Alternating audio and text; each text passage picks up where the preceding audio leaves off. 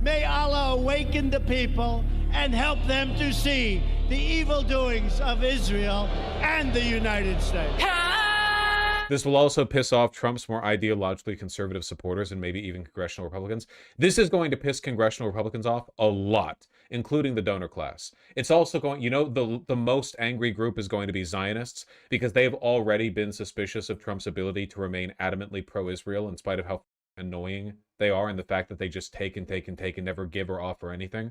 Zionism was like the main angle they used against Mamdani over and over. He can't fucking breathe without being asked questions about Israel or Jewish safety in New York, you know? The Zionists are going to be furious. Congressional Republicans are going to be furious. The donor class is going to be furious. Mainstream Republicans, though, like the voters, are probably going to be fine with it. If anything, I would expect Mamdani's approval rating to rise considerably because the Republicans in New York City won't be as reflexively uncharitable towards him. How would the overly anti-Semitic part of the far-right respond to this? Well, I would argue that any amount of anti-Semitism is overly anti-Semitic, but I know what you mean. The egregiously anti-Semitic, the more over-the-top wing of that. I would say that there are probably going to be some Fuentes types who are saying like, oh, this is based, this is like the anti-Zionist coalition rising. Look, they're working together on affordability. This is the third way, the Strasserist way, the left-right divide is being healed together. And all it took was sacrificing Israel. Of course, the problem here being that Zohran Mamdani is pro-immigration. I'm pretty sure Fuentes was literally, oh, it's one of the links you people gave me. Yeah, he's been on this bent a lot lately. This is why I said the other night, why don't we have populist Republicans and populist Democrats that just solve problems? Just solve problems for Americans. And by the way, I'm 14 and this is my political analysis. I am willing to compromise with the left, 100%. I'll work with anybody. I saw the track AIPAC people. It's some progressive woman and some progressive gay guy. I'd work with them on shutting down AIPAC in a second, in a heartbeat. Same goes for Anna Kaspari and Cenk Uygur. They were in favor of democratic populism. They want to deliver healthcare. They want to deliver education. I would work with them in a second. In a second. A Zohran Mamdani all day. That's why I said we need to rethink and Fuentes becoming centrist. I told you guys, though, the far right can't get that mad at Mamdani, you know? They can pretend to be upset with him eating rice with his fingers or whatever, as if Americans don't eat lots of food with their hands.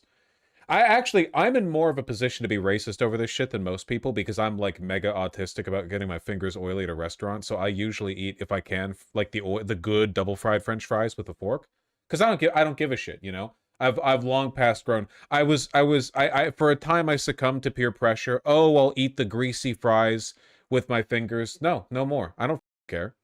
Stare at me all you want. Cutlery is racist. That's probably true, or maybe not. Align our politics based on what actually matters and what matters to us. Full we have to drop the wokeness, arguably on both sides. No. We have to drop the wokeness on the left, which is anti-white and obsessed with immigration. I love white people. And immigration. Basically throwing the borders open. They have to get rid of the tone policing and language policing. Sure. And on the right, we can work together with the left. Maybe we have to let go of some of the cruelty and abuse directed at some of the marginalized communities on their side. It's true. There are he's trying to de-cringe his community, you know? Nick Fuentes wants to be like the cool kind of refined far right, not the poll posters spamming N-word in all caps kind of alt-right. So it's cringe to be that over the top. It's like the original definition of misogynist. Nick is straight up becoming Charlie Kirk. Man, they're both super inauthentic, but that's actually doing Nick dirty. Nick Fuentes is more authentic than Charlie Kirk was. Also more alive, which it's gotta count for something. Marginal people. What else would you call a racial minority other than a marginal person? I got it. I'm okay with living in a society where we, as long as we close the borders, we can take care of everybody in the country. More becoming the next Richard Spencer? Nah, dude, Richard Spencer sucked ass, man. For one, like, once he got tired of being called fat for showing up at public appearances where 6 people were in attendance, he just became like a Twitter Democrat. Like, his argument was like, Joe Biden will be greater for the white race than Donald Trump, who can't even balance a budget. Like, that was his turn. No, these people are all Lame, man. They're all lame as hell. I don't buy. I'm not. We don't need to make these comparisons. It's okay. We can figure out how we can all get along together as long as there is a consensus agreement that we can put America first. But what I see from the Trump administration and from the Democrats is neither of them are willing or able to actually do anything for people, for the actual people. Like, and this is the evidence. It's really tempting to like engage with this as a serious argument, but I know that Nick is entirely self-interested and doesn't really care about building any kind of political project. So, like, Nick Fuentes to me is a much more conceivable human being than Charlie Kirk ever was. Even though I've met Charlie, You know, I have a war trophy from that. I've got the poster of my appearance. I still have it. The poster from when I met him over on the Tim Pool show. I've still got it in my closet. Because why would I get rid of that? Now it's like memorabilia. Now it's like vintage. Bring it out? Nah, I'll do it later. Maybe. Where were you when he died? I tried to block the bullet. That you can see the bullet hole in the picture frame. I tried to cover him, but it was a little bit of plexiglass paper and then cardboard backing. It didn't actually stop the bullet. Didn't do much to a 5.56, I'm sorry to say. Do you weep and look at the poster while playing sad music? We are Charlie Kirk! We carry his name. Yeah. Actually, it was a 308. Oh, my apologies. Sorry, it was a 308. I wasn't... Yo, you're right. It was a hunting rifle. You're right. 308, yeah. It was a 30-06. Okay, it wasn't a 308. It was the 30-06. I don't care. Should we be worried about the fact that Fuentes is becoming a household name? I mean, Charlie Kirk's death created a power vacuum. The only thing that I care about here is that, like, we can't have people falling into this fake left-right paradigm, third-way Strasserist bullshit, okay? There's no parallel here, okay? You want people who can actually work together and solve things. Okay, well, here's a politician I champion, Mamdani, right? He seems to actually want to fix things. Can we all agree? I think Nick would agree on that. I think Nick would acknowledge that. Who on the far right, when these people aren't busy talking about BBC or Jew posting or whatever, what are these people doing? What far right figure would I look to as an example of somebody actually trying to make things better for anyone? There's just no comparison here, you know? When your political movement is built entirely around vice signaling, you know, oh, it's all the poll posting and the soy jacks, trans people, KYS, and black people, here's a picture of you with the watermelons and blah, blah, blah, blah. It's all, there's no substance to this. It's certainly not improving the lives of white people. I love white people, you know? I am a white people. If you consider half Polish people white, which, I mean, you know, it really, it really depends on where you want to draw that line. I'm sure there are some, like, northern Italians who might not consider me white, but you understand. Slavs are white. That's very kind of you. Chuck Schumer opens the government with no Obamacare subsidies after they funded the Trump government earlier in the year. Well, do you care about that? So every Republican basically was in favor of that, voted for that. If you're in favor of preserving the ACA premium subsidies, what's an example of like a political project happening from the right that is good? That's actually trying to fix stuff, you know? There's just not really a comparison to be made. I would love an example. Without a fight at all. But now he wants to put forward a bill on anti-Semitism. Really? So which constituents are you working for exactly? You can condemn the genocide in Gaza on behalf of your many Muslim or progressive constituents or even Jewish constituents that have a problem with it. You can't deliver on Obamacare. But you're obsessed with it's anti-Semitism, white supremacy, that's a grift. That's just a race hustle. You're just a race hustler. That's just a load of crap. You can take your resolution and shove it up your ass. No one cares. But a ton of people on Capitol Hill do this. It's not just Chuck Schumer. Look, Chuck Schumer is a particularly egregious Zionist. And it definitely, in terms of him getting attacked from the far right, it doesn't help that Chuck Schumer's Jewish. But there are tons and tons and tons of representatives and senators who do the exact same thing, who aren't Jewish, you know?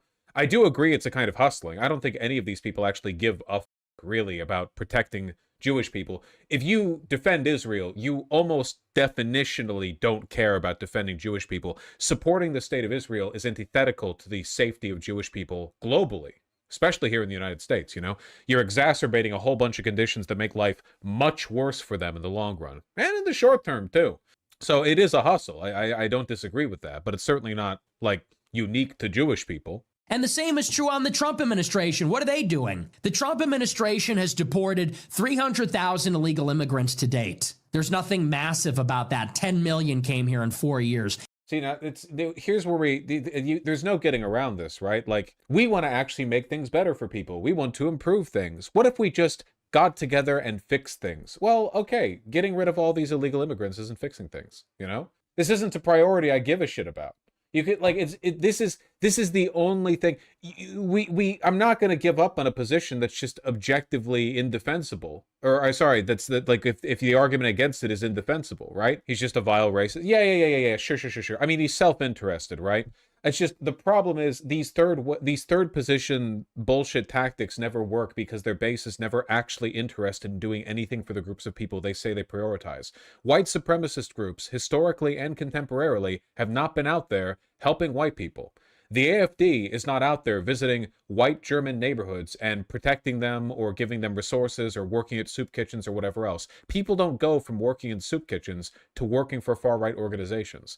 These are political projects motivated almost entirely by fear and hatred. There's no room in them to build up anything good. The Nazis, they took over Germany. What do they do with that power? It sure as shit was not helping the white people of Germany. Yeah, they rebounded from the Great Depression just like every other country. That's great. What do they do with their political mandate and their power? They started the Holocaust and World War II, neither of which, to my knowledge, substantially improved the well-being of white people in Germany, you know?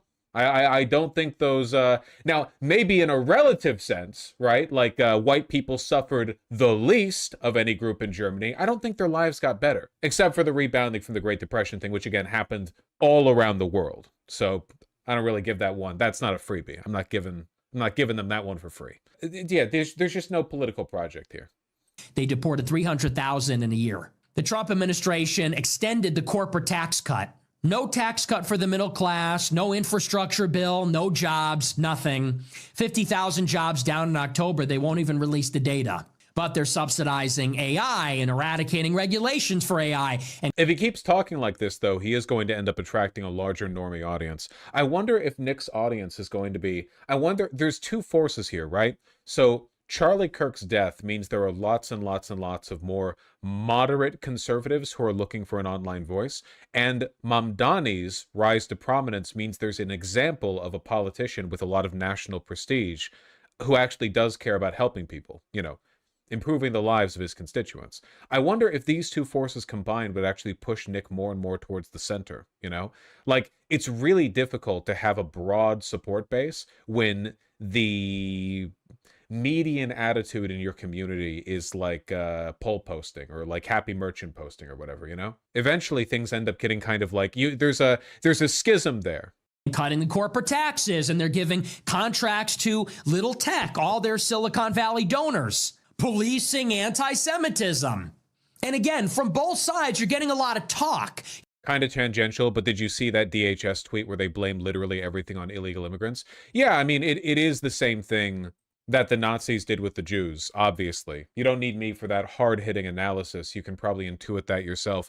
But it's also an indication that, yeah, there really is no project on the right other than cruelty, you know? None, rent is too high. There are tens of millions of criminal illegals in our country. Groceries cost too much. There are tens of millions of... Buddy, the tens of millions of criminal illegals are the ones growing the fruits and vegetables. If you got rid of all of them, the groceries would cost more. That's having the opposite effect that you think... Like, they're not actually interested in examining these problems, exploring them, or finding solutions to them. They're just, literally everything is a justification to purge the undesirables. There's no desire to improve the country. This is far-right ideology. It's the only place it can go or ever will go. There's no way to outsmart it. Smart people can believe in this, but only by deluding themselves into thinking they're different from the broader population. Hence the midwit phenomena, right? The kind of fascist who thinks they're, you know, better than the median fascist, even though they have identical positions and policies because they've, I don't know, read a little more or can turn a phrase. Purple prose. Yeah, the J.D. Vance type. Or the Miller type, to be honest. You're getting Stephen Miller LARPing his Goebbels, talking about hippie boomers and, you know, you are nothing. We don't like the third world. And on the left, you've got Chuck Schumer bitching about white supremacy and anti-Semitism. They get nothing done for anybody. Neither the left nor the right wins. The populists on both sides get nothing. The people are not being helped in any way. And yet, the one thing they are able to come together and work. Is Nick a midwit? No, I don't really think he comes across as pretentious for the most part. I don't really think he does. It's not his affect. Is Fuentes smart? Yeah. This guy is so dangerous? Not so much. Nick is self-interested, you know? He's not into, he doesn't want to build a broader political project. Also, let's be real. If we could, you know, do a big Thanos snap and make Nick Fuentes and we could make him like the president or something, he would probably, after everything leveled out for a bit, end up trending towards like FDR style authoritarian liberalism with some performative anti-Semitism baked in. I actually think that he would deprioritize a lot of the bigoted stuff because it would be less personally advantageous to lean into it. At the end of the day, I mean, yeah, FDR was pretty with himself. I think it's difficult to say when a person's insincere what they would actually commit to. I think that like a lot of this stuff gets played up for the sake of the audience. Look, I can say from experiencing, at the very least by adjacency, what these communities are like, the only real way to win their praise and approval and to keep it in the long term is by providing the impression that you're building something greater, but the actual day-to-day trail that you try to have people follow is mostly like short-term dopamine hits, right? It's populism slop, it's racism, it's anti-Semitism, whatever else, you know? You just don't see them being motivated by much else. It kind of defangs the movement a little bit, you know? On is furnishing Israel with missiles, condemning anti-Semitism, funding Holocaust museums, endless stuff like that. So this is where we need to realign the politics. I'm sorry, but I don't see myself as aligned, actually, with these guys on the right that are obsessed with Israel. And I think that a lot of the populists on the left don't see themselves as aligned with the pro-Israel people in the Democratic Party. But good thing we have Mamdani then. We're supposed to all fight each other on their behalf. Stephen Miller is supposed to send me out to fight for this Trump administration that does nothing. And Chuck Schumer and their crowd, Alex Soros, and they're supposed to send their... Alex Soros. Fucking sure, yeah. Very powerful individual. It is crazy, though, that even somebody as authentically right-wing as Stephen Miller still gets, like, reduced to being a duplicitous Jew in this framework. That's crazy. They're never going to get shit done, man. It's you literally got the executive mandate, unitary executive theory, all power ceded by Congress, Supreme Court's complicit, Trump's in power, his cabinet is filled with loyalists, and then nothing happens, and the farthest right guy in the cabinet, people are like, ah, he's Jewish, whatever. Incredible. Nothing is ever going to change or get done. Leftist dysfunctions infected the Groypers. Oh, they've always been like that. They've always been like that. You can't take this stuff too seriously. Anyway, if I see you people falling for this fake populist third way slop, I'm going to get mad at you, okay? It's an IQ check. If Hitler himself was in power, they'd call him gay and Jewish. Dude, Hitler would not survive. Hitler was like a fat, ugly... Hitler would not survive in this political environment. Certainly not with his own people. You know? There's absolutely not. No way. That's why I've always said populism is a dangerous thing to attach our whole ideological movement to. Yeah, well, I've never advocated for populism only, but you have to be a populist. Also, what he's advocating for isn't actually populism, you know? If he was actually a populist, why is he so militantly anti-immigration when the majority of Americans think immigration improves the United States? So many of his points, up to a point, sound reasonable, this broader, well, what if we worked together and focused on real issues rather than defending Israel? Yeah, that sounds great. But the left just has to drop their obsession with immigration. What he means by that, the actual meaning of that statement is, well, the left just has to sit and watch us purify the country and turn it into a white ethno-state. Which, no, nah. And if you ever tried to do that, that would be all of your... Right now, literally all of the political momentum from the president is being directed towards this... towards removing the undocumented immigrants, not even towards building a white ethno-state, the amount of political power that it would take to remove the, I don't know, 150 million people in this country who aren't white or whatever, it's impossible. No country could do it. No country, no amount of political will. We're talking like a decades-long campaign of unparalleled terror. I mean, like a military-level operation where people are just being killed on the street. A lot of white people get killed too. I mean, we're talking about like a race war being enacted by, well, the military is also like half white at most. So yeah, basically you would have to destroy humanity to do it. It's not happening. Oh, we just want to work on things that actually improve people's lives, but also let's fantasize about the day of the rope. No. Fake populism. No, the race war is a 90-10 issue. Everyone wants the day of the rope. Nah. I think a lot of people are going to fall for Nick's line here. Well, I think you are, because you seem very impressionable. Because the only thing that you've been saying since you came in here today, I mean, you've just been talking about Fuentes and America First. You're impressionable. You're also probably 16. But life is going to get easier and more complicated as you get older, you know? And the people you find, convincing, I mean, that might shift over time. Mentioning John Doyle equals actual groyper. Yeah, nobody thinks about John Doyle anymore, except for people involved in these, like, gay right-wing infighting circles, you know? Like, no one... That's crazy. That's a blast from the past. He's already surging in popularity right now. All the dumb conservatives who used to watch Charlie are watching him now and know he's a Nazi, don't care anymore. Zigabiz, quit having a panic attack on my TL, by which I mean my chat. No, not all the dumb conservatives who used to watch Charlie. Charlie Kirk had broader, mainstream, normie, like organizational clout that is just not present with Fuentes. It might be in the future. But again, how do I put this? Who cares? ICE had their heyday. Since Donald Trump became president, support for ICE has plummeted. Support for immigration has skyrocketed. We got a taste for what it actually looks like to have an administration that focuses on purifying the country of undocumented immigrants. And what do we get for it? Nothing. Waste of money, waste of time, brown shirt, thugs running around our beautiful city, shitting themselves and failing to use firearms properly. Random attacks, muggers and rapists dressing up like ICE agents to commit their crimes, you know, that's what we get for it. And what have we moved the needle on? A couple 100,000 undocumented immigrants have left? Whatever. Once I'm president, I'll bring them all back and more. I don't give a shit. Repatriate, bring them in, give them a pathway to citizenship, have them demonstrate basic English proficiency. I don't care, okay? Shit's not working.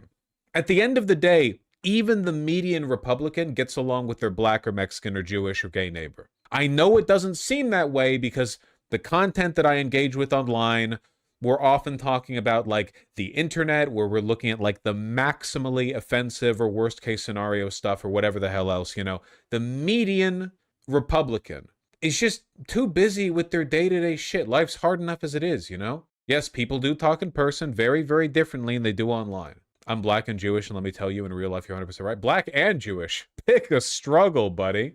You collecting checks for that? Christ. I'm black and Catholic. Black flick. I have always been a big advocate for like working with the right on issues we care about. I've never seen anything that's given me the impression that anyone on the right actually gives a shit about doing anything that benefits anybody. You know, if there was some, like, if there were some conservatives and they were like, I'm really mad about all of the intrusive anti-mixed use zoning legislation that prevents us from building new condos in this neighborhood, I'm not going to turn down working with them on that just because I disagree with them on other issues. But conservatives don't talk like that, do they? You know, sometimes you might get like minimal overlap on issues that haven't really been politicized, but for the most part, like, the right is so galvanized against things that are objectively good, they're anti-vaccine now. That's where we're at. Like, conservatives are so susceptible to being directed against good things because it's politically expedient for people in power. They've been directed against vaccines, and to my mind, immigration, by the way. Like, that's just insane to me. The idea that you could live in America, a country that has been shaped by immigration so strongly, where the founding fathers wanted everyone to be an Anglo and were mad about the Germanics coming in basically from day one. I mean, the whole time the country's been around, we've been swarmed with swarthy immigrants. You know, oh, but it's different. Germanic is still white. But then, you know, they did it to the Irish and the Italians too. Oh, but what about the Sicilians? Oh, but what about the Arabs? Oh, but then listen, okay, at the end of the day, we all shit brown and piss yellow. I don't care, all right? It's the same thing. Look at the history of this country and realize that these immigration panics are nothing more than a cheap excuse for the bourgeoisie to stifle labor rights. Why can't we have unions? Why can't we have labor regulations? Mexicans coming into the country makes me have to pay you less money somehow. Yeah, laws could make me have to pay you more money. And yeah, I just made record profits. And yeah, you could unionize and collectively bargain and argue to have more money. But like yeah, and I know the undocumented immigrants who came in aren't even working in our field. They're working in like vegetable farms somewhere in Texas. It has nothing to do with our industry, but somehow it forces me to pay you less. Come on. Who do you think you're fooling? Truman's 1949 public healthcare program failed to get passed because people were mad it would give healthcare to black people. Yep.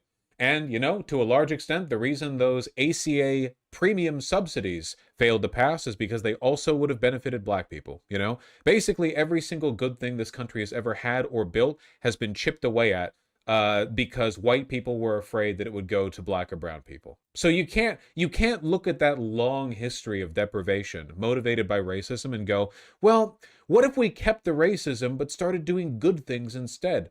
My brother in Christ, you can't. It's not the baby in the bathwater. It's the bathwater in the bathwater. The bad things are the racism.